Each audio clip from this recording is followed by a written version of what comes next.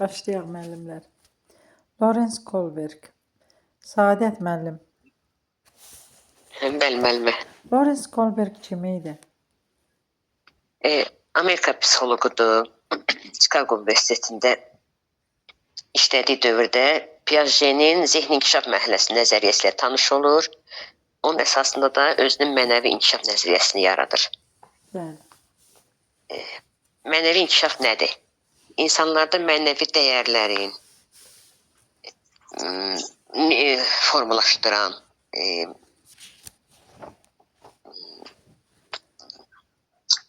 idraki inkişafı deməli deyim bunu. Düzəldib quraşdıra bilmədim. Deyim müəllim, narahat olmayın. Kohlberg'in elə bir ki müəllimə orada nəzəriyyəsini nəzərdən keçirir. Aha. Hə. Kohlberg'in yox, Kohlberg. Jean-Pierre. Jean-Pierre. Hə. Nəzəriyyəsini nəzərdən keçirir. Onun əsasında bu mənəvi inkişaf nəzəriyyəsini yaratmış olur. Bəli. Neçə səviyyədir, neçə mərhələdir? 3 səviyyədən ibarətdir. Hər səviyyədə 2 mərhələdən 6 mərhələ. Ümumilikdə 6 mərhələ, bəli, düzdür. Bəli. Yaxşı, Nurlana müəllimə. Bəli, müəllim. Nurlana müəllimə, səviyyələri sadala. Müəllimə, səviyyələri 3 əsas səviyyəsi var deməli. Prekonversiyonal, konversiyonal, bir də postkonversiyonal səviyyələri var. Yəni prekonversiyonalın da özünün 2 mərhələsi itaət və cəza, individualizm, konversiyonalın mərhələləri qəbul etmə, səlahiyyət və sosial nizamın qorunması, postkonversiyonalda sosial müqavilə, bir də universal etik prinsipləri. Əhsən, düzdür. Aytən müəllim. Aytən müəllim var, Anar müəllim var. İştirak eləmək istəyirsinizsə, buyurun, sual-cavabda iştirak. Bəli, Lalə müəllimə sual verin, Lalə müəllim cavab verəcək. Lalə müəllim hansıdır? Aytən Anar. Aha. Lalə müəllim. Lalə müəllimə. Yaxşı, Günəş müəllim. Uşaq yatızdırılır. Yaxşı, Lalə müəllimə. Münasib olanda əl qaldırarsınız. Günəş müəllim. İtaət və cəza. Bunu izah edin. İtaət və cəza elə bir ki, burada cəzadan qorxur da, bütün qayda qanunları qəbul edir. Məsəl üçün, 2 uşaq dalaşırsa, belə bunu deyək də, dalaşırsa, digər uşaq ona köməyə getmir. O qorxur ki, ona cəza verərlər. Cəzadan qorxur. Qorxduğu üçün etmir. Yəni qayda qanuna tabe olur. Qəbul edir hər şey. Bəli. Yəni bu kiçik yaşlı uşaqlarda baş verir də, ən alt mərhələdir. Kiçik uşaqlarda bu müşahidə olunan dəyərlərdir. Nurlana müəllimə. İndividualizm. Bunu izah edin. İndividualizm də məsələn şəxsi maraq deməkdir. Məsələn, şəxs öz mövqeyindən, yəni öz tərəfindən çıxış edən bir insanda. Məsələn, itaət və cəzada qorxur, cəzadan qorxur ki, eləməyən, birdən məni tutarlar, birdən nəsə problem olar. Amma individualizmdə öz tərəfindən baxır ki, qarşı tərəfdə bir problem yaşananda, kimsə dalaşanda, nəsə bir haqq hesab olanda, problem olanda gedir həmişə o problemin içinə girir. Şərt o deyil ki, bu güclüdür, problemin içinə girir. Sadəcə əvəz etmə, qarşılıq. Bir gün məni döyən olanda sən məni müdafiə edəsən, səni döyən olanda mən səni müdafiə edəcəm. Yəni qarşılıqlı bir kömək kimi də. Belə bir şəxsi maraqların gidir də. Ay sağ ol, öz şəxsi marağın gücür da ki, məsələn deyir bir gün sizdə, bir gün bizdə. Nəsə bir şey alırıq, bir dəfə sən alarsan, bir dəfə mən alacağam, bir dəfə problem səndə olacaq, mən sənə dostluq edəcəm, məndə olacaq. Yəni öz tərəfindən baxır, öz marağı. Düzdür, Nurlana müəllimə. Saadət müəllim. Bəli, müəllimə. Saadət müəllim, prekonvensional səviyyə nə deməkdir? Prekonvensional səviyyə deməli uşaqların mənəvi dəyərləri, böyüklərin qoruduğu standart və qaydalar onlar tərəfindən əməl etdikdə və ya pozulduqda üzərçilərin nəticəyə əsasən verdikləri qərarla ölçülür. Əhsən, düzdür. Yəni bu səviyyədə olan uşaqların hələ şəxsi mənəvi dəyərləri formalaşmamışdır. Düzdür. Günəş müəllim, Bəli, müəllim. konvensional səviyyə nə deməkdir? Konvensional səviyyədə elə bil ki, özününküləşdirir. Məsələn, insan nəyi dəyərli hissi hesab edirsə, onu özününküləşdirir. Bəli, yəni bu yaş dövrü səncə hansı yaş dövrüdür Günəş müəllim? Burada da elə aşağı uşaqlara aiddir da burada. Erkən Məsələn, qəbul olub. Erkən yeniyetməlik dövrüdür də burada. Bəli. Yəni biz erkən yeniyetməlik dövrü 11 yaş, 10-11 yaş götürürük. Erkən yeniyetməlik dövründə baş verən hadisələrdə. Günəş müəllim, bunların mərhələləri hansılar oldu? Buradakı qəbul olunmadı, səlahiyyət və sosial nizami qoruma. Bəli. Qəbul olunma nədir Günəş müəllim? Bunu izah edin. Qəbul olunmada elə bil ki, hamının gözündə, cəmaatın gözündə yaxşı görünmək, təriflənmək. Məsələn, 2 dənə uşaq dalaşırsa, o uşaq deyir ki, mən gedib ona kömək etsəm, digər kənardan baxan məni tərifləyəcək. Deyəcək ki, nə yaxşı oğlandı bu, və yaxud da nə yaxşı uşaqdı bu, yoldaşına sahib çıxdı, ona qəhmər çıxdı da. Başqalarının gözündə təriflənmək. Bəli. Yəni tutaq ki, hər hansı bir insana tutaq ki, kasıbdır, köməklik eləyir, onu xeyirxahlıq kimi yox. Yəni başqası bilsin ki, bu nə yaxşı adamdır. O nöqteyi nəzərdən. Digərləri tərifləsinlər, yaxşı adamdır. Nurlana müəllimə. Bəli, müəllimə. Nurlana müəllimə, bəs səlahiyyət və sosial nizamı qoruma? Müəllimə, səlahiyyət və sosial nizamın qorunması, məsələn, bunu qəbul olunma ilə tutuşdursaq, bu qəbul olunmada, məsələn, hər hansı bir problemi, söz söhbəti, məktəbdə olan dava-dalaşın içinə girmir qəbul olunma mərhələsində ki, qoy mən qıraqdan durum, desinlər ki, bu nə yaxşı olandı, heç kəsdən dalaşmır, heç kəsdən problemi yoxdur, yaxşı oxuyur. Qəbul olunmada elə deyir, amma səlahiyyət və sosial nizamın qorunmasında deyir ki, xeyr, artıq burada səlahiyyət və sosialdan, məsələn, şəxs özünü bütün bir cəmiyyət formasında görür. Hər hansı problemin, söz söhbətin, dava-dalaşın, xaosun içinə girir, burada dalaşan adamları bir-birindən ayırır. Yəni, burada da səlahiyyət və sosial müqavilədə də, məsələn, şəxs öz tərəfindən yox, başqasının tərəfindən çıxış edir ki, həmən adamlara qarşı başlayır problem yaşatmağa ki, o söz söhbət olmasın, dava-dalaş olmasın. Qoy mən yaxşı adam deməsinlər, amma mən bu söz söhbəti yatışdırım, aranı sakitləşdirim.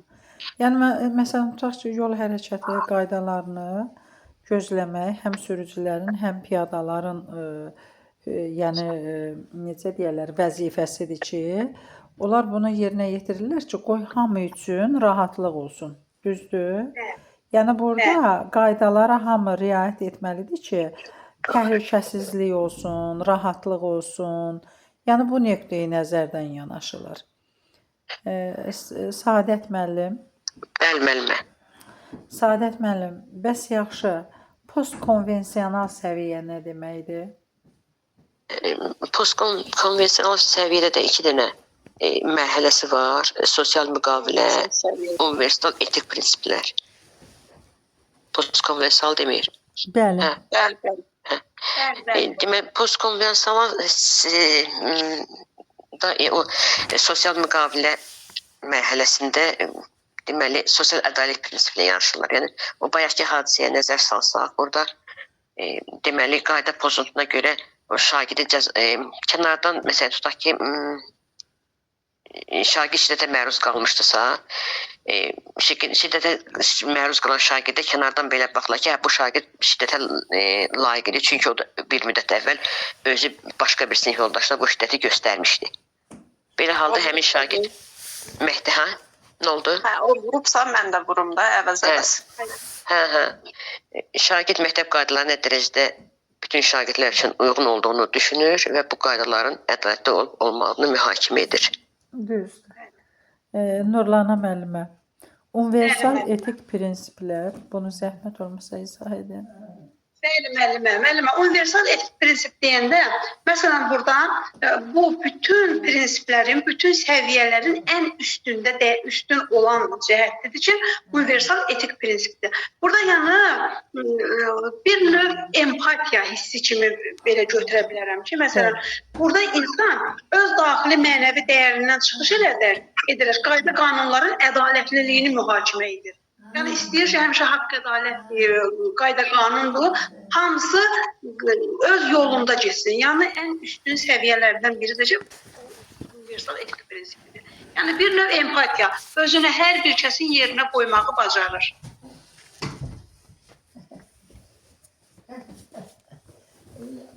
Yəni burada da ədalətdən söhbət gedir. Yəni ədalətli insanlardan söhbət gedir. Burada insanlar bir-birini bu universal etik prinsipdə məsələn insanlar bir-birlərinə mədəni davranmalıdır, bir-birlərinin hisslərini, həyəcanlarını, problemlərini öyrənməlidir.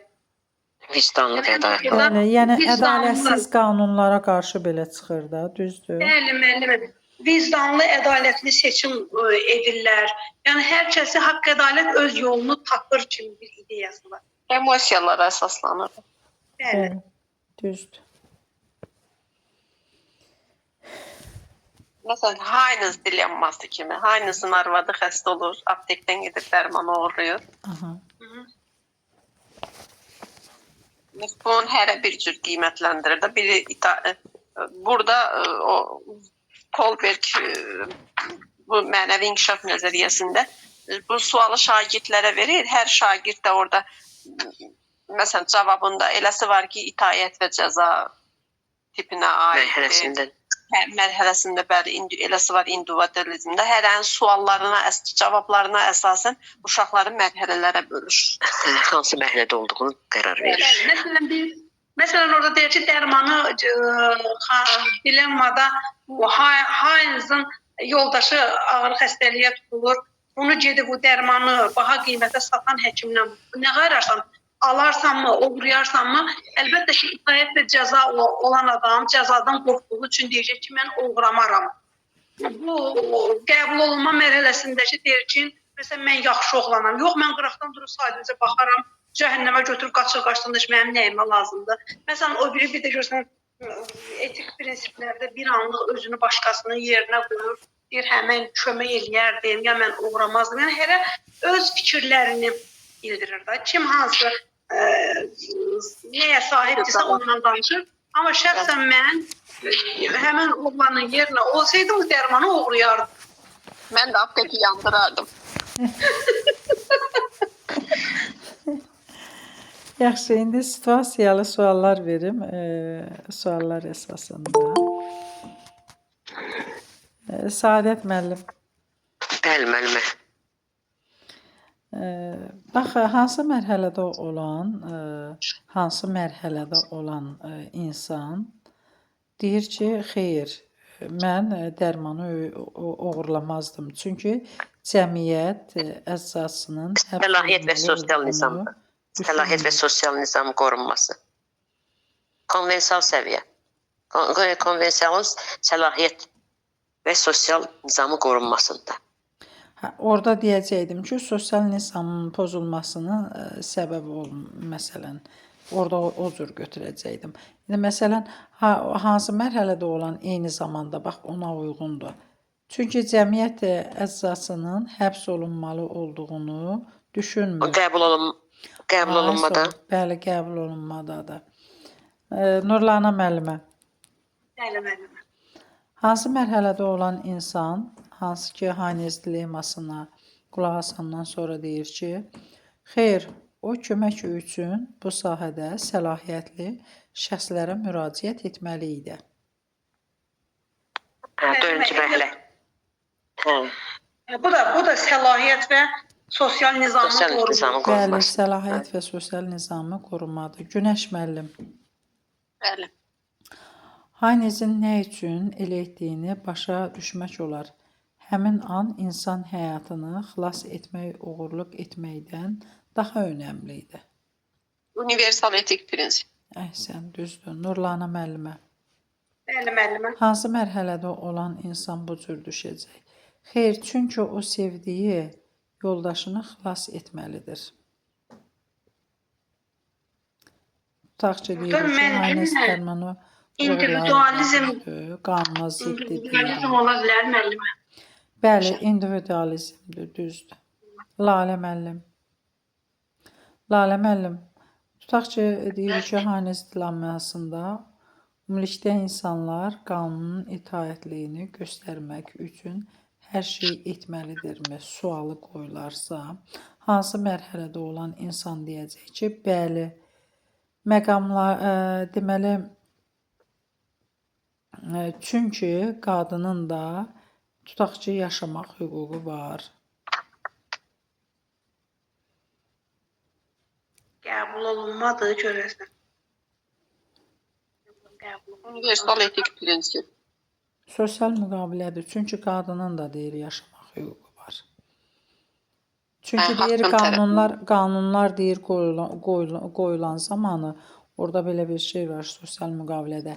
Yəni cəmiyyətin də istəyi nəzərə alınmalıdır. Nurlana müəllimə. Nurlana müəllimə, tutaq ki, belə bir sual qoyulur ki, Haynezin yerinə olsaydınız, nə edərdiniz? Hansı mərhələdə olan insan deyəcək ki, daxili ədalət hissimə qulaq asardım. Müəllimə, daxili ədalət deyirsən, məsələn, burada Ədalət universal etik prinsiplərdə. Bəli, universal etik prinsiplər, ədalət oradadır. Düz. Ədalət, qayda, qanun, Bəli. universal etik prinsiplər. Saadət müəllim. Bəli, müəllimə. Bəli, Haynezin yerinə olsaydınız, nə edərdiniz? Bax, bu sual qoyularsa, hansı mərhələdə olan insan deyir ki, əgər etdiyim hərəkət məni pis bir insan kimi göstərməyəcəksə, onda Haynezin etdiyini edərdim. Qəbul olunma. Əhsən, düzdür. Günəş müəllim. Belə bir sual qoyularsa, hansı mərhələdə olan insan deyəcək ki, oğurluq edərdim çünki sevdiyim insanı itirmək istəmirəm. Oğurluq edərdim. Sevgidən yaranır da. Universal etik prinsip. Yox, İtaət və cəzada. yox, itaət və cəzada belədir. Çox qorxur, heç nə Cəzadan eləmir. qorxur. Qanun deyir, qanundur, şahdır qanun. Mən o qanundan çıxa bilmərəm. Çıxsam məni döyəcəklər, vuracaqlar, danlayacaqlar. Müəllimə, qəbul olunma. Bəli, qəbul olunmadı. Sevdiyim insan üçün edərəm bunu. Bu qəbul olunmadı. Qəbul olunmadı. Ya, həm də individualizmə yaxındır. Yəni individualizmdə də nə deyir? Deyir ki, Şəxsi maraq. bəli, şəxsi maraq var orada. Nurlana Bugün müəllim. mən ona eləyim, şəxsi sabah ona maraqdan, eləyim. müəllimə, şəxsi individualizmdir, şəxsi maraqdan Bəli, bəli, şəxsi maraq var. Orada individualizm. Nurlana müəllimə. Bəli. Ölən adam Haynezin yoldaşı yox, tamamilə yad birisi olsaydı, Haynez dərmanı oğurlamalı idimi? Nə üçün? Əgər bu sualı qoyardıqsa, hansı mərhələdə olan insan deyəcək ki, xeyr, çünki sonra hamı onu oğru hesab edəcək. Bəli, müəllimə, şeydir.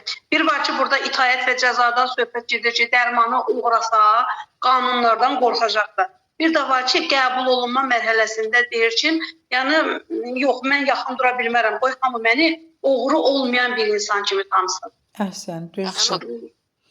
Saadət müəllim, bax qoyulan suala hansı mərhələdə olan insan deyəcək ki, qoyulan qanunların ədalətliliyi hər kəsi təmin etməlidir. Bu baxımdan fərqi yoxdur. Bu Haynezin Sosial müqavilə. ya da tamamilə ya Sosial- Əhsən, düzdür. Günəş müəllim. Bəli. Günəş müəllim, bu sual qoyulubsa, hansı mərhələdə olan insan deyəcək ki, insanlar yalnız öz yaxınlarına qarşı deyil, hamıya qarşı rəhimli, yardımlı olmalıdır. Haynezin yad birisi üçün bunu etməsi əslində onun nə dərəcədə rəhimli olduğunu sübut edərdi. Universal etik prinsip. Bəli, Hamı universal. deyirsə müəllimə qəbul olunmaz elə deyirəm. Bax, Universal hamıdır, universal bax, etik. universaldır. Çünki orada ədalətlilik var, orada empatiya var, orada Ən yaxşı tərəfini bəli, deyir də. ən yaxşı tərəfini fikirləşir. Lalə müəllimə. Tutaq ki, belə bir sual Belə qoyulur. müəllimə çıxdı. Çıxdı Lalə müəllimə. Aha. Bəli, Aytən çıxdı. müəllim. Görünmür. Axı Aytən müəllim, belə bir sual qoyulub. Ümumilikdə insanlar qanunun itaətliliyini göstərmək üçün, qanuna itaətliliyi göstərmək üçün hər şey etməlidirlərmi? Nə üçün? Bax, belə bir sual qoyularsa, hansı mərhələdə olan insan deyəcək, xeyr, bəzi məqamlarda qanunlar hər kəs üçün ədalətli olmur. Bunu hansı mərhələdə olan insan deyəcək? Tamam müəllimə. Sosial müqavilədə olmalıdır müəllim. Bəli, sosial Ədalətli. müqavilədə. Bəli, bəli. Ədalətli elə bir prinsipindən baxırlar hər şeyə. Bəli. Ədalətli olmalıdır cəmiyyət üçün. İradə Qoyulan müəllim. qanun. Əhsən. İradə müəllim.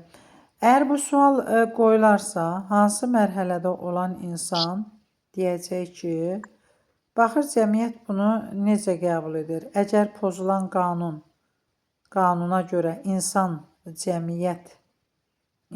cəmiyyət qəbul etməyəcəksə, bunu etmək lazım deyil. İtaət və cəza deyil müəllimə. Sosial müqavilə. Səlahiyyət və sosial nizamı qoruma. Hə, səlahiyyət və sosial nizam qorunmadır. Axşamınız xeyir İradə müəllimə. Axşamınız xeyir müəllimə. Çox sağ olun. Təşəkkür Bax, edirəm. diqqətlə bir də qulaq asın. Bəli. Müəllimə, Qəbul olunmur müəllimə. Qəbul olunmadı. Baxır cəmiyyət bunu necə qəbul edir? Əgər pozulan qanuna görə insanı cəmiyyət qəbul etməyəcəksə, bunu etmək qəbul lazım etmədi. deyil. Bəli, qəbul etmədi. Nurlana müəllimə. Bəli, müəllimə. Əgər bu sual qoyulubsa, yəni ümumilikdə insanlar qanuna itaətliyini göstərmək üçün hər şey etməlidirmi? Əgər bu sual qoyulubsa, hansı mərhələdə olan insan deyir ki, qoyulan qanunlar bizim mənəvi dəyərlərimizi müəyyən etmir. Bəzən xeyirxah işə görə qanunları pozmağa dəyər. Universal etik Universal prinsiplərdir etik. müəllimə. Bəli, universal etik prinsiplərdir. Günəş müəllim, əgər bu sual qoyulubsa, bu suala hansı mərhələdə olan insan belə cavab verir? Bəli, çünki onlar vacibdir. Qanunlar asayişin qorunmasını təmin edir. Əks halda hamı oğurluq edər. Sosial müqavilə. Sosial nizam qoruma. Bəli, səlahiyyət və sosial nizamı qorumadır. Deyir, çünki onlar vacibdir. Qanunlar əsayişin qorunmasını təmin edir. Əks halda hamı oğurluq edər. Yəni burada səlahiyyətlər qorunur da, insanın sosial nizamı qorumadır. Yaxşı, Səadət müəllim. Bəli müəllim. Tutaq ki, belə bir sual qoyulubdu. Ölən adam Haynezin yoldaşı yox, onun sevdiyi it olsaydı, Haynez dərmanı oğurlamalı idimi? Nə üçün? Bax, bu mərhələdə hansı mərhələdə olan insan deyir ki, Sosial hansı mərhələdə? müqavilə. Qoy oxuyum da, müəllimə. Sualı qoydum. Oxuyum müəllim. Haynezin arvadı Sualı. ölməyib, iti ölübdür. Oğurluq Hə, edər, iti. deymi? İndi bax, bu suala hansı mərhələdə olan insan belə cavab verir. Xeyr, o heyvanların müdafiə cəmiyyətinə müraciət etməli idi. Sosial nizam qoruma. Bəli, səlahiyyət və sosial nizamı qorumadır. Nizam qoruma. Aytən müəllim, bax bu sual qoyularsa, hansı mərhələdə olan insan deyir ki, it də canlıdır. Əgər biz iti himayəyə götürüksə, onun həyatını qorumağa borcluyuq. Yəni iti mən saxlayıram, itimə cavabdehəm, onu yaxşı saxlamağa da cavabdehəm. Yəni onu qorumalıyam da. Bunu hansı mərhələdə olan insan deyəcək? Sosial müqavilə müəllimə. Universal etik prinsip. Bəli, Sosial sosial müqavilə. müqavilədir. Müqabil. Sosial müqavilədir. Günəş müəllim, bax bu sual qoyularsa da ölən itdir. Hansı mərhələdə olan insan deyir ki, əgər o öz itini həddən artıq çox sevirsə, bəli. Öz itini həddən artıq qəbul İndividualizm. İndividualizm. Bəli, individualizm sevmirsə heç lazım deyil də, yəni. Hə. Yəni çox sevir, iti də onu qoruyur, o da itini qorumalıdır. Bəli. Bir gün sizdə, bir gün bizdə. Bəli, Nurlana müəllimə. Bax bu sualı qoyulubsa, hansı mərhələdə olan insan deyəcək, məncə yox. Bu zaman o qanunu pozacaq və buna görə də ona cəza verəcəklər. Yəni itaət və cəza. Bəli, itaət və cəzadır. Saadət müəllim, bəs hansı mərhələdə Bəli. olan insan deyəcək, məncə bizim mənəvi dəyərlərimizi, mərhəmət hissimiz müəyyən edir. Bu baxımdan Haynızın sevimli seçimi onun nə dərəcədə dərin mənəvi dəyərlərə malik olmasını əsaslanmalıdır, göstərir. Universal etik prinsiplər. Bəli, universal etik prinsiplərdir, düzdür. Yaxşı. Bax, tutaq ki, Nurlana müəllim belə bir sual qoyulub. Deyir ki, Haynızın yoldaşı ölsəydi, polis əzzasını həbs etsəydi, etməli idimi? Nə üçün? Haynızın yoldaşı ölsəydi, polis əzzasını həbs etməli idimi? Nə üçün? Bəli. Bu sual Çünki o qoyularsa, oğurluq. tutaq ki, bu sual qoyulub. Bu suala hansı mərhələdə olan insan deyir ki, xeyr, çünki o bu hərəkəti ilə sosial nizamın pozulmasına səbəb olmayıb.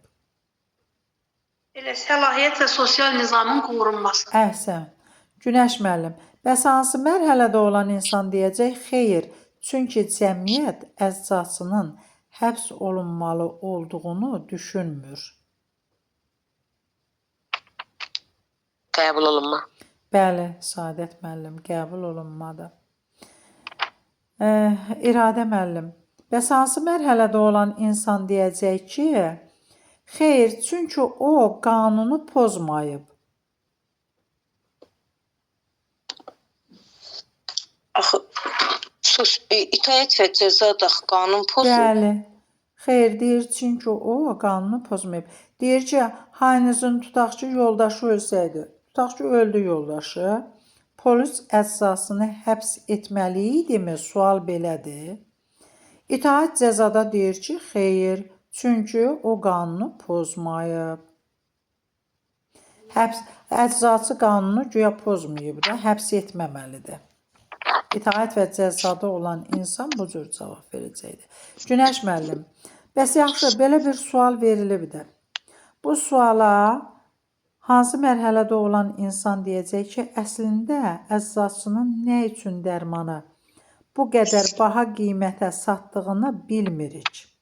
Bəlkə də onun özünə görə ciddi səbəbləri var idi. Bəlkə onun da kiminəsə həyatını xilas etmək üçün maddi ehtiyacı vardı. Bəlkə də bunun əksinə mövcud duruma görə qərar vermək doğru olur.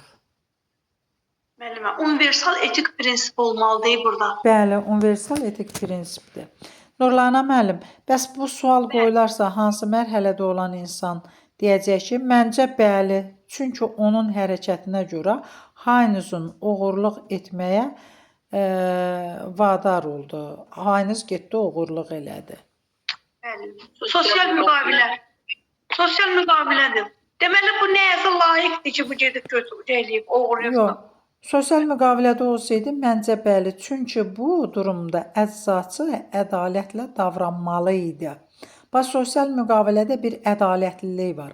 Amma individualizm də nə deyir? Məncə bəli, çünki onun hərəkətinə görə Haynız oğurluq etməyə məcbur olubdu. Bax bu, İndividualizm. bəli, individualizmdə də bu şəxsi maraqda isə bu cür fikirləşir. Bəli. Təkrardan vermişdim nəyi? Deməli, İllik və gündəlik planlaşdırma edir.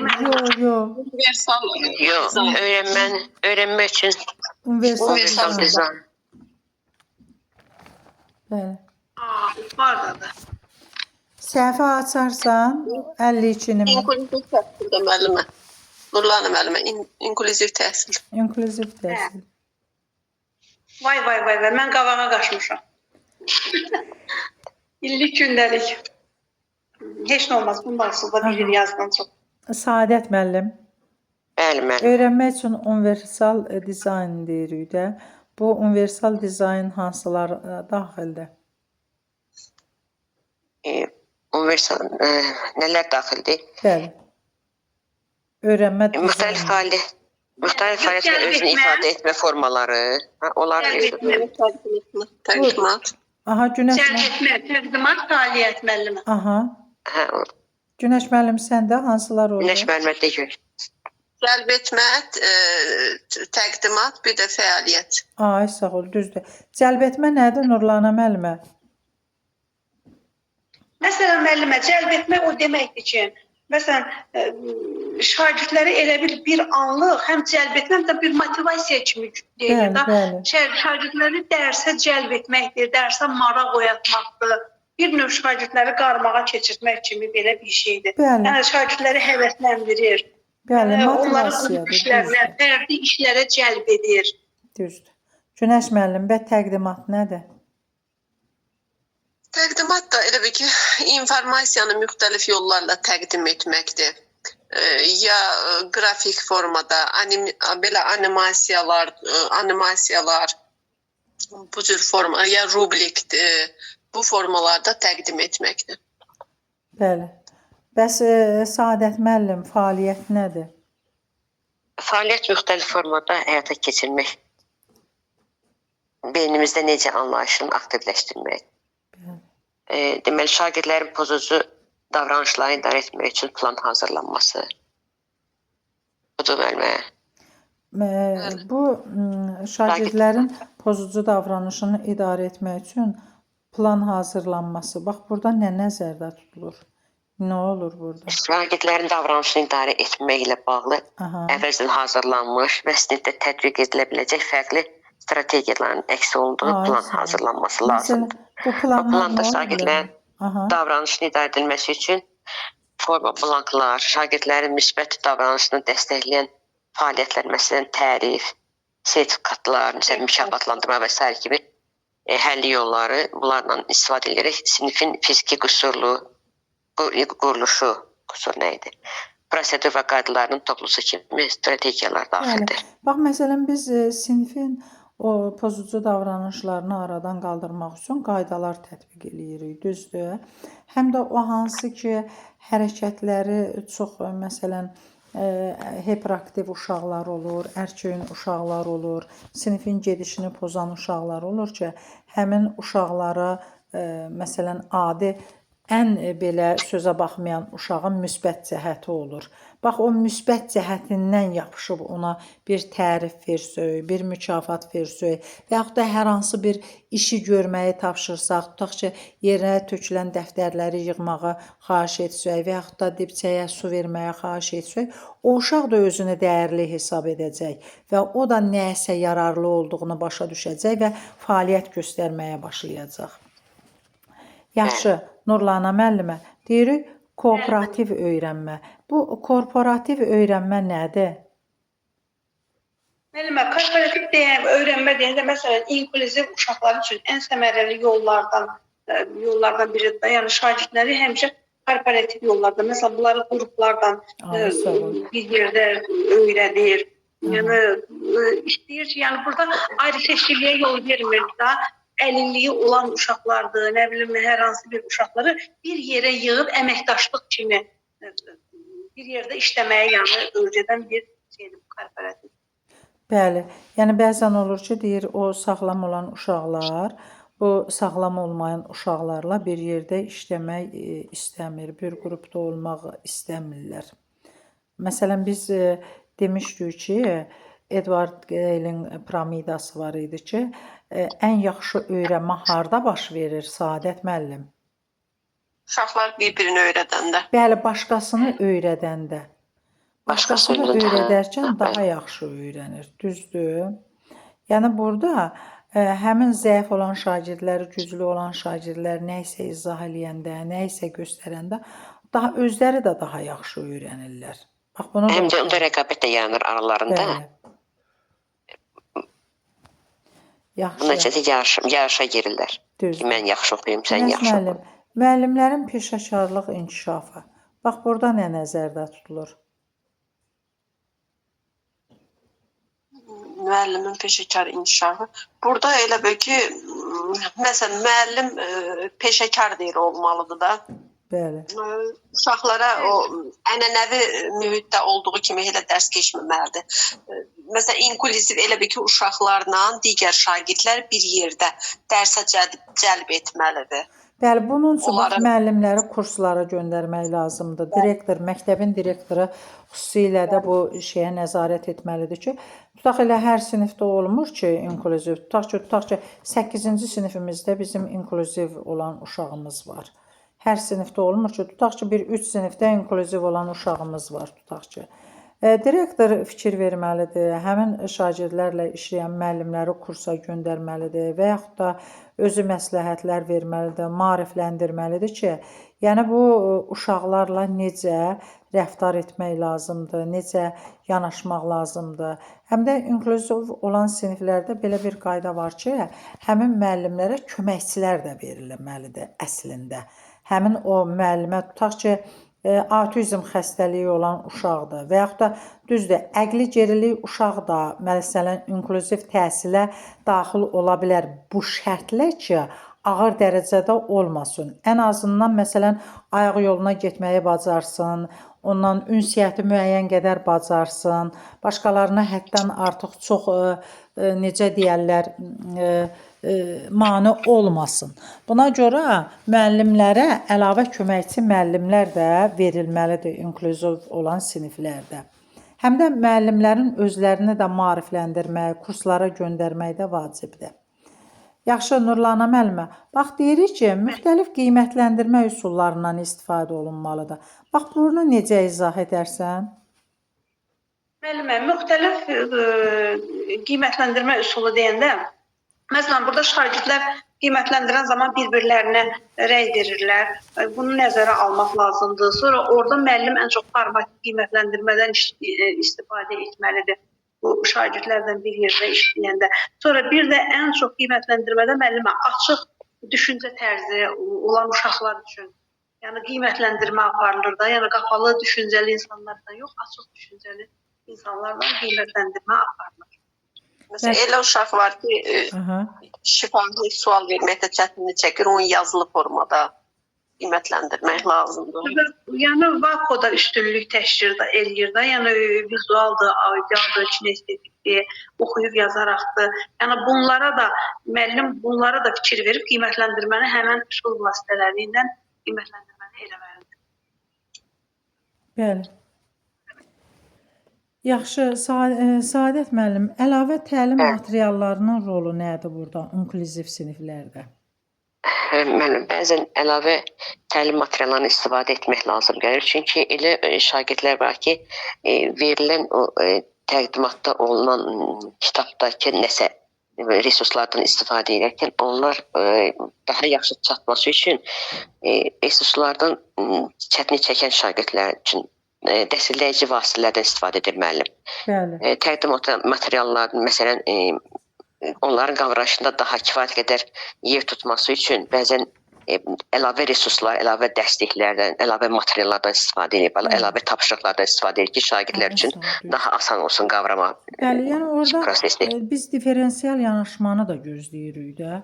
Həddən artıq ki, məsələn biz düzdür, diferensial deyirik ki, təlim uşaq fərqliliklərin nəzərə alınmasıdır. Yəni burada öyrənmə tərzləri, intellekt səviyyəsi, onların sürəti nəzərə alınaraq tapşırıqların verilməsidir. Bax burada da inklüziv təhsil olan sinifdə diferensiallığın gözlənilməsidir.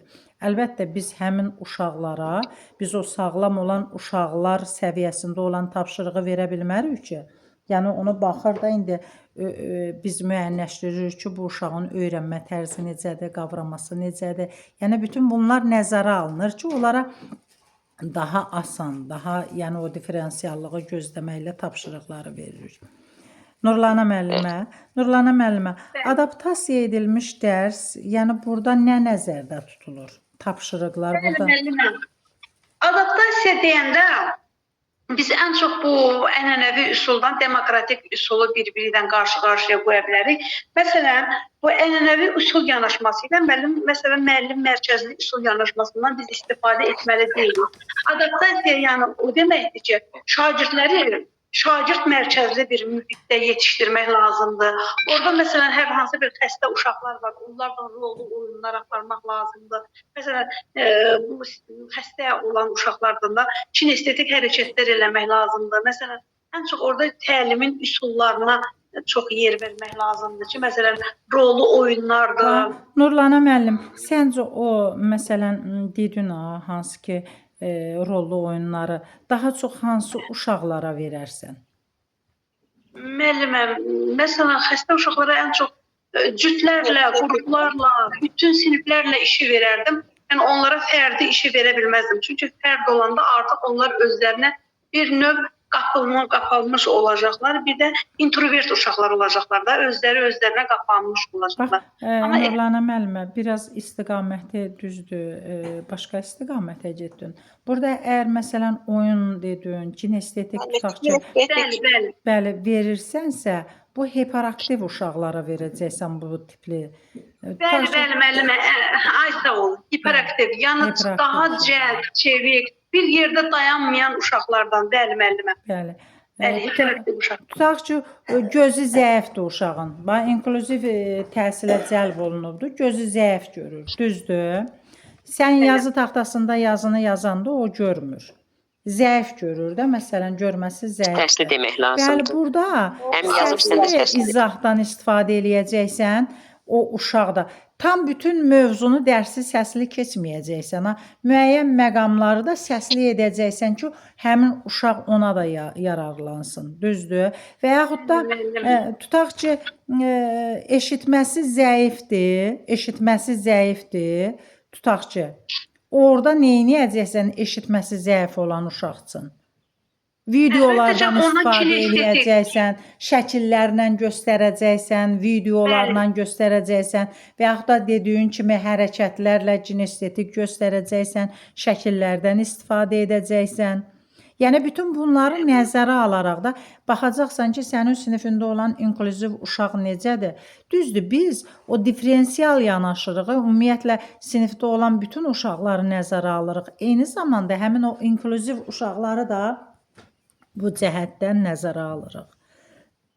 Elə bir ki, dəstəkləyici mühiti qorumalıyıq da. Hər bir kəsə eyni şərait göstərməliyik. Hər kəsdən eyni, bərabər imkanlar yaratmalıyıq. Bəli. Diferensiasiyanı burada doğrultmalıyıq. Həqiqətən diferensial təlimdən biz layiqincə iştirak elədik. Şagirdləri bu yöndə yönləndirə bildik.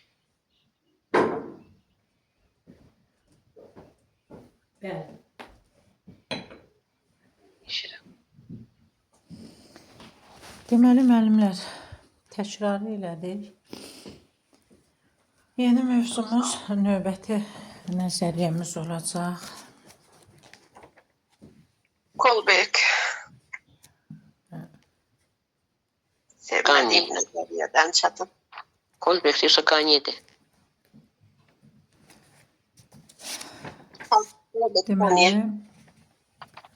Robert Qaniyedir. Öyrənmənin şərtləri nəzəriyyəsidir. Xoşum gəlmir bu kişidən. İş məndimə. Aləmin. Bu elə bil keçmiş bizim o 7 mərhələli. Onlar işləri gücləri olmuyor, bir hamısı oturub nəzərə yazıblar.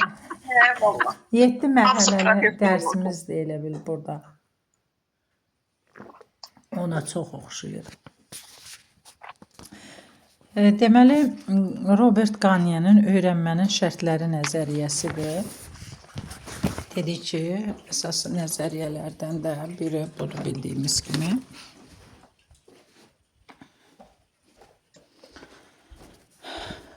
Qaniyenin nəzəriyyəsinə görə öyrənmə bir neçə tip və addımlardan ibarətdir. O da şagirdinə fəaliyyətində bulum kimi 3 əsas istiqamət müəyyənləşdirir. İdraki, affektiv, psixomotor. Yəni idraki, koqnitiv, affektiv, emosional, psixomotor, fiziki fəaliyyət. Bulumdan fərqli olaraq isə o öyrənməni şərti proses hesab edir və öyrənmənin səmərəliliyini tədris prosesinə düzgün təşkil olunmasından asılılığını qeyd edir. Əgər deyir tədris prosesi düzgün təşkil olunarsa, öyrənmə daha səmərəli olar. Qaniyə görə şagirdin necə öyrənməsi, nə öyrənməsindən daha önəmlidir. Eyni mövzu müxtəlif şagirdlərə təqdim edilərkən fərqli nəticələrə gəlmək mümkündür. Öyrənmə şagirdin davranışı ilə müşahidə olunur. Qaniyəyə görə öyrənmə müşahidə olunan davranışın nəticəsi kimi başa düşülür. Effektiv öyrənməni təmin etmək üçün təlim prosesində baş verənləri anlamaq vacibdir. Təlim prosesinə təsir edən əsas daxili amillər şagirdin əvvəllər öyrəndiyi biliklər, zehni bacarıqlar və idraki strategiyalardır. Qaniyə bunu insanın affektiv xüsusiyyətlərini əlavə edir. Bunlar da bizim maraqlarımız, baxışlarımız, dəyərlərimizlə bağlı fikirlərimizdir. Qaniyenin öyrənmənin şərtləri nəzəriyyəsinə görə təlim nəticələrinin taksonomiyası, öyrənmə şərtləri, öyrənmənin addımlarıdır. Təlim nəticələrinin taksonomiyası dedik ki, bu 3 mərhələyə bölmüşdür ki, koqnitiv, affektiv, psixomotor. Koqnitiv sahə özü də idraki strategiyalar, intellektual bacarıqlar, verbal informasiyalar, affektiv sahəyə ünsiyyət, psixomotor isə psixomotor bacarıqlar, yəni hərəkətlərlə icra olunan bacarıqlar nəzərdə tutulur. Gəlir burada öyrənmənin addımlarıdır. 9 addım müəyyənləşdirir. Birinci, şagirdlərin diqqətini dərsə cəlb etmək. İkinci, şagirdlərin təlim nəticələrini şagirdlərə həmişə elan etmək dərsin əvvəlində. Əvvəlki təlimdə qazanılmış bilik və bacarıqları stimullaşdırmaq. Dərsin mövzusunu təqdim etmək, öyrənməni təmin etmək, bilik və bacarıqların tətbiqini təmin etmək, əks əlaqə qurmaq, təlim nəticələrini reallaşdırmaq səviyyəsini müəyyən etmək, informasiyanı möhkəmləndirmək və bacarığa çevirməkdir. Bu öyrənmənin 9 addımı Qaniyə təlim prosesinin səmərəli təşkil olunması üçün öyrənmənin şərtlərini nəzərə alaraq 9 addım təklif elədi. Qaniyəyə görə bu addımlar olmadan hətta ən savadlı müəllim belə təlim prosesini səmərəli təşkil edə bilməz. Bu təlimatları bulumun taksonomiyası ilə uzlaşdıranda səmərəli təlim mühitinin formalaşdırılması təmin oluna bilər. Birinci, şagirdlərin diqqətini dərsə cəlb etmək. Bu mərhələdə şagirdlərin dərsə cəlb edilməsi dərsin qalan hissəsinin səmərəli təşkilində mühüm rol oynayır. Müəllim ilk addım olaraq maraqlı fəaliyyətlər etməklə şagirdlərin dərsə cəlb etməyin yollarını axtarmalıdır. Bunun üçün nə etmək lazımdır? Şagirdlərə düşündürücü, maraqlı, proaktiv suallar vermək, şagirdlərdən digər şagirdlərin cavablandıracağı suallar vermələrini xahiş etmək, müxtəlif formalaşdırma üsullarından istifadə etmək, sonra hər hansı bir şəkil, video çarx və ya audiodan istifadə etmək, problemli situasiya yaratmaq, hər hansı maraqlı hadisə və ya faktı danışmaq, kiminsə təcrübəsini paylaşmaq olar. Yəni, dərsə diqqətin cəlb edilməsi bu deməkdir. İkinci, şagirdlərə təlim nəticələrini elan etmək. Dərsin məqsədlərini əvvəlcədən şagirdlərə elan etmək lazımdır. Çünki müəllim şagird təlim nəticəsini elan edərsə, Artıq şagirdlər bilirlər ki, bu gün biz bu dərsin sonunda hansı nəticələr əldə edəcəyik. Təlim nəticələrini elan edərkən diqqət yetiriləcək məsələlər vardır. Bunlar hansı məsələlərdir? Öyrəniləcək informasiyanın aktuallığını, həyatda harada və necə istifadə olunacağını göstərmək. Şagirdlərdən təlim nəticələrini anlayıb anlamadıqlarını soruşmaq. Şagirdlərdən nə əldə etmək istədikləri ilə maraqlanmaq. Üçüncü, əvvəlki təlimdə qazanılmış bilik və bacarıqları stimullaşdırmaqdır. Öyrənmə boşluqda baş verə bilməz. Arzu olunandır ki, yeni mövzunun tədrisi zamanı əvvəlki bilik və bacarıqlara istinad edilsin. Şagirdlər bu gün öyrənəcəklərinin əvvəlkilərlə necə əlaqəli olduğunu, öyrənəcəkləri materialın onları daha da inkişaf etdirəcəyini anlayanda məntiqi öyrənmə baş verir. Buna necə nail olmaq olar?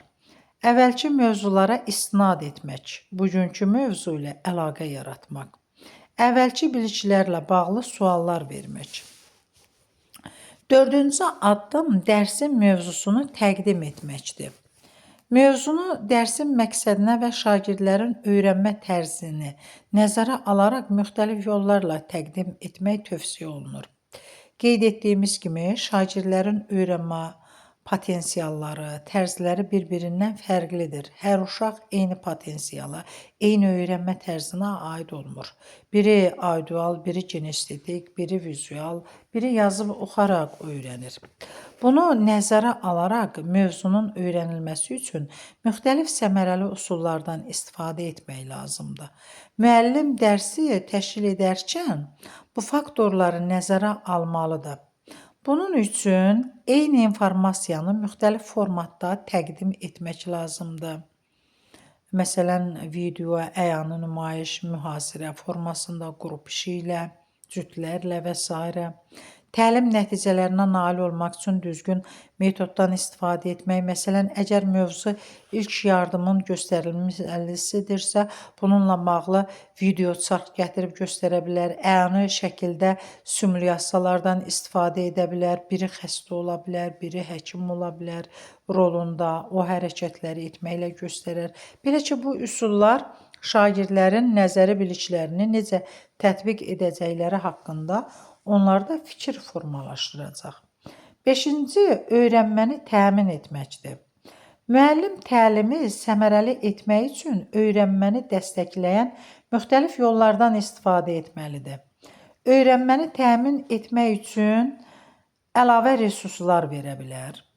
Tapşırığı yerinə yetirə bilməsi üçün şagirdə istiqamət verər, lazımi məqamda dəstək göstərə bilər. Tutaq ki, şagirdə verib 10 dənə ingilis dili dərsində sözdür, tərcüməsini baxır, görür ki, uşaq 8-ini düz yazıbdır, 3-ünü səhv yazıbdır və ona dəstək göstərə bilər, məsələn, istiqamət verə bilər. Qiymətləndirmə rubriki ilə təmin edə bilər. Bəli, biz dedik ki, meyarları olan cədvəllər rubriklərdir. Bu rubriklərdən istifadə edə bilər. Mövzu ilə bağlı araşdırmalara yönəldər. Həyati situasiyalar təqdim edər. Yeni mövzunun tədrisi zamanı əvvəlki dərsə inteqrasiya etmək ola bilər. Bu da nədir? Şaquli inteqrasiyadır. Hər hansı bir hadisə danışmaq, bununla şagirdlərin diqqətini toplamış olacaqdır. Abstrakt informasiyanı maksimal dərəcədə vizuallaşdırmağa çalışmaq, informasiyanı yadda saxlamaq üçün abreviaturalardan, qeydlərdən istifadə etmək. Adi götürək tarix dərsidir. Tutaq ki, biz nəyisə yadda saxlamaq üçün şagirdlərə asan yolunu göstəririk. Məsələn, daha yaxşı, asanlıqla yadında saxlamağı üçün abreviaturalardan istifadə etməyi tövsiyə edirik. Məsələn, tutaq ki, Təbrizdir, İrəvandır, ondan Naxçıvandır, Qarabağdır. Tutaq ki, bu xanlıqlar hansı tutaq ki, bir yerdə iştirak edibdir. Onları deyirəm ki, ay uşaqlar, bunu ting kimi yadınızda saxlayın. Və yaxud da elə kurikulumdan götürək, APD. APD məsələn aktuallığı, praktikliyi, davamlılığı, effektliyi. Yəni uşağa məsələn coğrafiya dərsi olsun, tarix dərsi olsun, tutaq ki, ədəbiyyat dərsində hər hansı bir məsələni yadda saxlamaq üçün abreviaturalardan istifadə etmək ki, burada həqiqətən də uşağın yadında daha yaxşı qalır. Sonra biliklərinin harada istifadə olub-olunmaması ilə bağlı nümunələr göstərmək olar. Sən bu biliklərini harda istifadə edəcəksən? Tutaq ki, mağazaya gedəcəksən, ay uşaqlar 5 manat verdin, məsələn bir çörək aldın, satıcı sənə nə qədər paylayacaq? Onu sinifdə təşkil etmək olar. Sinifin bir stolu qoymaq, pul qoymaq, şagirdin birini satıcı ilə, birini isə alıcı. Yəni burada onu təşkil eləmək, göstərmək şagirdin daha yaxşı öyrənməsinə gətirib çıxaracaq. Və yaxud da çəkini keçirsənsə, ölçü çəki daşları gətirə bilərsən, məsələn, balaca tərəzi gətirə bilərsən, nəyisə qoyub çəkə bilərsən, uşaqların özünə də elətdirə bilərsən ki, uşaq onda daha yaxşı öyrənmiş olacaq.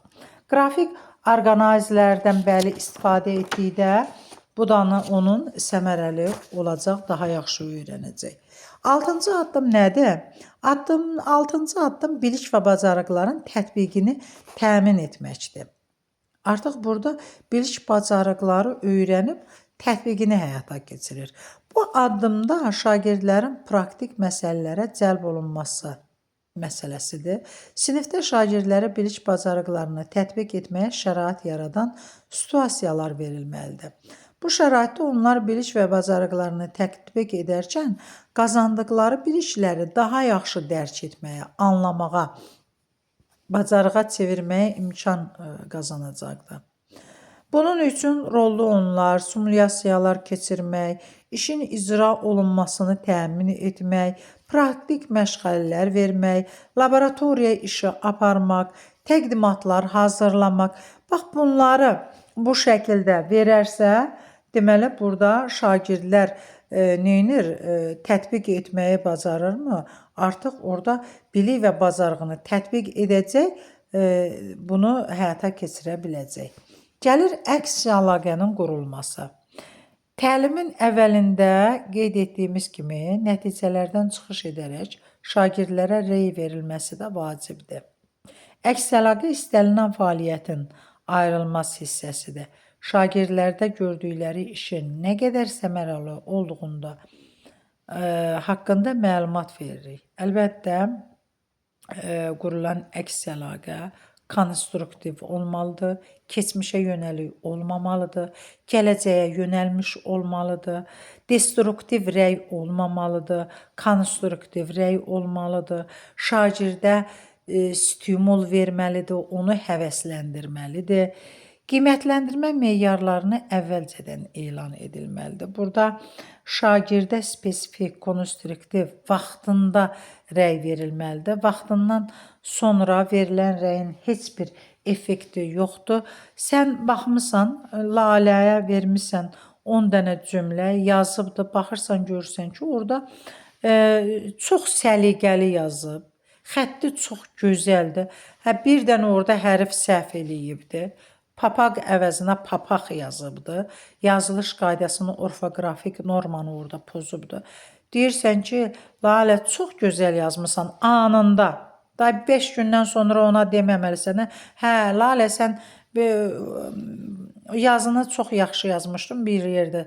Əlbəttə ki, onun effekti olmayacaq. Anında, zamanında o rəyi vermək lazımdır. Bəli, deməlisən ki, çox gözəl xətlə yazmısan, çox səliqəli xəttin var.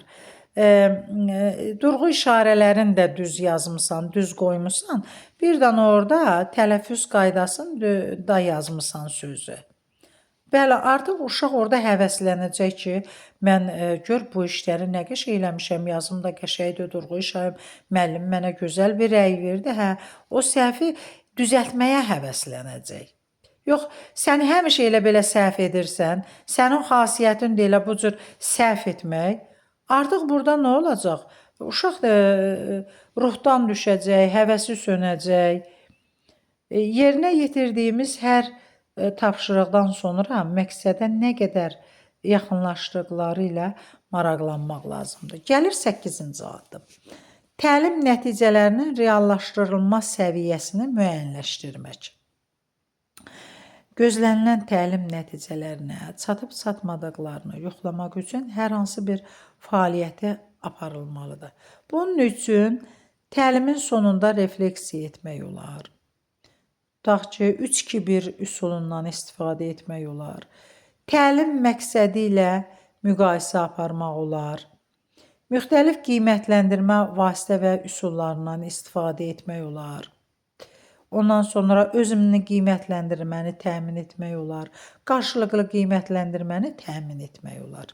Burada gözlənilən təlim nəticəsinə şagirdlərim çatıb-çatmayım. Bunu yoxlamaq üçün dediyim üsullardan istifadə edirik. Gəlir informasiyanı möhkəmləndirmək və bacarığa çevirmək. Bu 9-cu addımdır. Bu addımda şagirdləri yönlətmək lazımdır ki, bilik və bacarıqlarını həyatda şəxsi yanaşma ilə müxtəlif şəraitlərdə tətbiq etsinlər. Müxtəlif anlayışlar arasında konseptual əlaqəni tapsınlar. Görülən işlər mümkün dərəcədə yaradıcı olmalı, şagirdləri yoran mexaniki təkrar prosesinə çevrilməməlidir. Müəllimlər bu mərhələdə qarşılaşa biləcəyi potensial problem zamanıdır. Çünki dərslərin sonunda bunu təcrübədə reallaşdırmaq çox vaxt çətin olur. Ona görə belə tapşırıqları ev tapşırığı kimi də vermək olar. Məsələn, qazanılmış bilik və bacarıqların tətbiqini tapşırmaq, layihə hazırlamaq, esse yazmaq, ümumiləşdirmə aparmaq kimi tapşırıqlar vermək olar.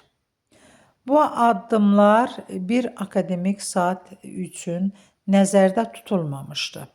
Bu addımlar sadəcə öyrənmənin şərtlərini təmin edir və bunun əsasında öz təlimimizi etməliyik, qurmalıyıq.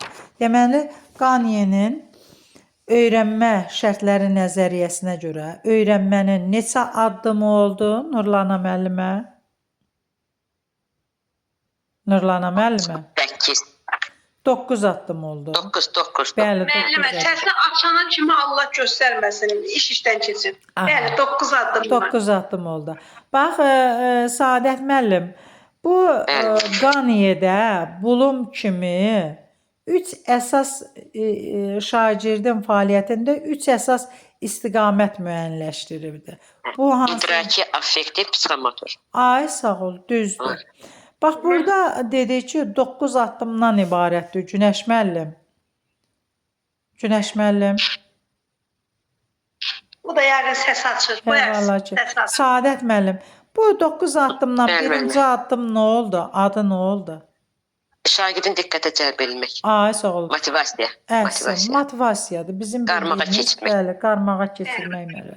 Nurlana müəllimə, ikinci addım nə oldu? Mənim şagirdlərə təlim nəticələrini elan etmək, yəni Bəli. dərsin məqsədini. Bəli. Yəni biz bunu əvvəl də keçmişik, yəni mövzularda ki, şagirdlərə təlim nəticələri elan edilməlidir. Bəzən müəllimlər buna vaxt ayırmır və yaxud da bunu deməyə ehtiyac durmur. Əslində bu səhv addımdır. Əslində təlim nəticəsini elan edəndə şagird bilir ki, artıq mən bu dərsin sonunda hansı təlim nəticəsinə yiyələnmiş olacağam. Saadət müəllim, üçüncü addım nə oldu? Üçüncü də əks əlaqə yaratmaq. Əvvəlki təlimdə qazanılmış bilik və bacarıqları Stimullaşdırmaq. Bəli, əvvəlki təlimdə qazanılmış bilik bacarıqları stimullaşdırır. Nurlana müəllimə, 4-cü addım nədir? Dərsin mövzusunu təqdim edirik müəllimə. Bəli, dərsin mövzusunu təqdim etmək. 5-ci addım nə oldu Saadət müəllim? öyrənməni təmin etmək. Bəs 6-cı addım Nurlana müəllim? Bilik və bacarıqların tətbiqini təmin etmək. Saadət müəllim 7-ci addım. Əks əlaqə qurmaq, Nurlana müəllimə 8-ci addım. Təlim nəticələrinin reallaşdırılma səviyyəsini müəyyənləşdirmək, Ay, artıq sağ ol. məsələləri müəyyənləşdirmək. Saadət müəllim 9-cu addım nə oldu? informasiyanın möhkəmləndirilməsi və bacarığa çevrilməsi. Əhsən. Bax indi Günəş müəllimlə İradə müəllimə siz də açın mikrofonlarınızı zəhmət olmasa əgər burdasınızsa. Bir dənə də müəllim var burada adı görsənmir. Bilmirəm siz görürsüz ya. P nöqtə. Həmən müəllimə təzə gəlibdi, bu gündən qoşulubdu. Linki bu gün atmışam, bu gün qoşulubdu. Hə. Ya o heç nə bilmir hələ. Hə. Gələn dərs hazırlaşır. İnşallah, inşallah. Günəş müəllim hardasınız? Burdasınız? Bəli, müəllimə. Hə, Günəş müəllim, hansı mərhələdə dedik ki, müəllim təlimi səmərəli etmək üçün öyrənməni dəstəkləyən müxtəlif yollardan istifadə etməlidir, resurslar verməlidir, tapşırığı yerinə yetirə bilməsi üçün ona istiqamət verilməlidir, lazım gələrsə dəstək verməlidir. Öyrənməni təmin etmək. Ay, sağ ol, əhsən. Saadət müəllim, hansı mərhələdə dedik ki, öyrənmə boşluqda və baş vermir. Arzu olunandır ki, yeni mövzunun tədrisi zamanı əvvəlki bilik bacarıqlara istinad edilsin. Əvvəlki təlimdə qazanılmış bilik bacarıqlarını stimullaşdırmaq. Bəli, əvvəlki təlimdə qazanılmış bilik bacarıqların stimullaşdırılması. Nurlana müəllimə, hansı addımda dedik ki, mövzunu dərsin məqsədinə, şagirdlərin öyrənmə tərzini nəzərə alaraq müxtəlif yollarla təqdim etmək tövsiyə olunur. Müəllimə, öyrənməni təmin etmək olacaq da bu. Bax, diqqətli ol, mövzunu dərsin məqsədinə və şagirdlərin öyrənmə tərzini nəzərə alaraq müxtəlif yollarla təqdim etmək tövsiyə olunur. Və burada şagirdlərin öyrənmə potensialları, tərzləri bir-birindən fərqlidir. Bunu nəzərə alaraq mövzunun öyrənilməsi üçün müxtəlif səmərəli üsullardan istifadə etmək lazımdır. Məsələn, eyni informasiyanı müxtəlif formada təqdim edə bilərik. Təlim nəticələrinə nail olmaq üçün düzgün metoddan istifadə etməliyik. Şagirdlərin diqqətini dərsə cəlb etməkdir, müəllimə. Tutaq ki, əgər mövzu ilk yardımın göstərilməsidirsə, bununla bağlı video çarxı nümayişi, əyani şəkildə simulyasiyadan istifadə, Motivasiyada. dərsin mövzusunu təqdim etmək. Dərsin mövzusunu təqdim etməkdir. Saadət müəllim, bu hansı addımdadır ki, deyir, bu addımda şagirdləri yönlətmək lazımdır. Bilik bacarıqlarını həyatda şəxsi yanaşma ilə müxtəlif şəraitlərdə tətbiq etsinlər. Müxtəlif anlayışlar arasında konseptual əlaqəni tapa bilsinlər. Görülən işlər mümkün dərəcədə yaradıcı olmalıdır. Şagirdləri yoran mexaniki təkrar prosesinə çevrilməməlidir. Məsələn, esse verə bilərik, layihə verə bilərik, ümumiləşdirmə aparmağı tapşıra bilərik. Ev tapşırığı şəklində tapşırıqlar verərik bunları. Dərsin mövzusunu təqdim eləmək. İnformasiyanı möhkəmləndirmək və bacarığa çevirmək. Nurlana müəllimə, bax hansı addımda dedik ki, bu addımda şagirdlərin praktik məsələlərə cəlb olunması əsas şərtdir. Sinifdə şagirdlərə bilik bacarıqlarını tətbiq etməyə şərait yaradan situasiyalar verilməlidir. Bu şəraitdə onlar bilik bacarıqlarını tətbiq edərkən qazandıqları bilikləri daha yaxşı dərk etməyə, anlamağa, bacarığa çevirməyə imkan qazanacaqlar. Səncə bu hansı addımdır? İmkan qazanacaqlar. Bilik bacarıqları. Bilik bacarıqları. Əhsən, Saadət müəllimə. Günəş müəllim, bax hansı addımda dedik ki, təlimin əvvəlində qeyd etdiyimiz təlim nəticələrindən çıxış edərək şagirdlərə rəy verilməsi vacib addımlardan biridir. Burada fəaliyyətin ayrılmaz hissəsidir. Şagirdlərdə gördükləri işin nə qədər səmərəli olduğu haqqında məlumat verilir. Əks əlaqə verən zamanı konstruktiv əks əlaqə vermək lazımdır.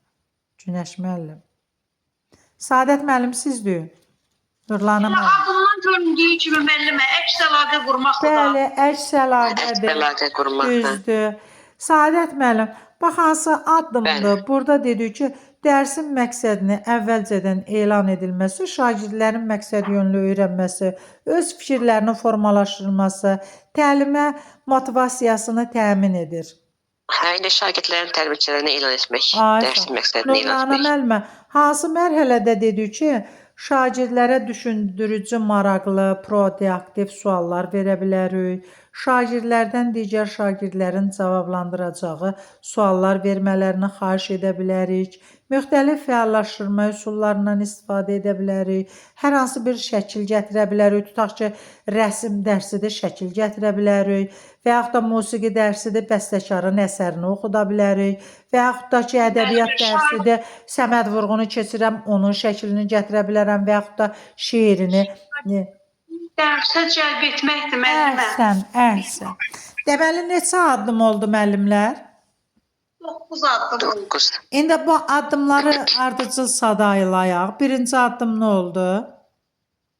Şagirdlərin diqqətini dərsə cəlb etmək. İkinci. Şagirdlərə təlim nəticəsini elan etmək. Aha, üçüncü addım. Əvvəlki təlimdə qazanılmış bilik bacarıqları stimullaşdırmaq. Dördüncü addım. Dərsin mövzusunu təqdim etmək. Beşinci. Öyrənməni təqdim etmək. Altıncı. Bilik bacarıqlarının tətbiqini təmin etmək. Yeddinci. Əks əlaqə qurmaq. Aha. Təlim etkilərinin reallaşdırılması, səviyyəsini müəyyənləşdirmək. Bir də informasiyanın möhkəmləndirilməsi və bazara sağ ol. çevrilməsi. Bax, məsələn, belə sual versəm, tutaq ki, bax, görüm Nurlanə müəllim. Deyirəm ki, əks əlaqə qurmaq. Bu hansı addımdır? Elə 7-ci addım olacaq əks əlaqə Əhsən. qurmaq. Səadət müəllim, deyirəm ki, öyrənməni təmin etmək. Bu hansı addımdır? Öyrənmə 5-ci. Ay, sağ ol. Günəş müəllim, deyirəm ki, şagirdlərə təlim nəticəsini elan etmək. Bu hansı addımdır? 2-ci addım. Düzdür. Nurlanə müəllimə, deyirəm ki, təlim nəticələrini reallaşdırmaq səviyyəsini müəyyən etmək. Müəllimə, artıq bu sona doğru gedirik deyinə 8-ci addım olacaq. Ay, sağ ol, düzdür. Günəş müəllim, deyirəm dərsin mövzusunu təqdim etmək. Dərsin mövzusunu təqdim etmək 4-cü addım. Düzdür. Səadət müəllim, Bəli, bəli. şagirdlərin diqqətini dərsə cəlb etmək. 1-ci addım. Nurlanə müəllim, informasiyanı möhkəmləndirmək, bacarığa çevirmək. Artıq qiymətləndirmədir müəllimə, 9-cu addım. Düzdür. Günəş müəllim, bilik bacarıqların tətbiqini təmin etmək. 6-cı addım. Ay, sağ ol. İndi Səadət müəllim, bax belə Bəli. soruşa bilərəm. Deyirəm ki, 5-ci addım nədir? Adı. Öyrənməni təmin etmək. Ay, sağ ol, Nurlanə müəllimə. Deyirəm 9-cu addımın adı nədir? İnformasiyanı möhkəmləndirmək və bacarığa çevirmək. Əhsən. Günəş müəllim, deyirəm ki, 8-ci addım. Təlim nəticələrinin reallaşdırılma səviyyəsini müəyyənləşdirmək. Ay, sağ ol. Nurlanə müəllim, deyirəm 1-ci addım. Motivasiya, cəlb etmə. Əhsən. Şagirdlərin diqqətini. Deməli, bugünkü nəzəriyyəmizin adı nə oldu müəllimlər? Qanya. Ganyenin öyrənmənin şərtləri nəzəriyyəsi. Bəli, Robert Ganyanın öyrənmənin şərtləri nəzəriyyəsidir. Düzdür? Və yaxud da 9 addım. Öyrənmənin 9 addımı. Bəli, öyrənmənin 9 addımıdır, düzdür? Biz bu addımları nə ilə uzlaşdırsaq daha çox səmərə əldə edərik. Şagirdlərin diqqətini cəlb etməklə. Görün bu sualı kim düzgün deyəcək.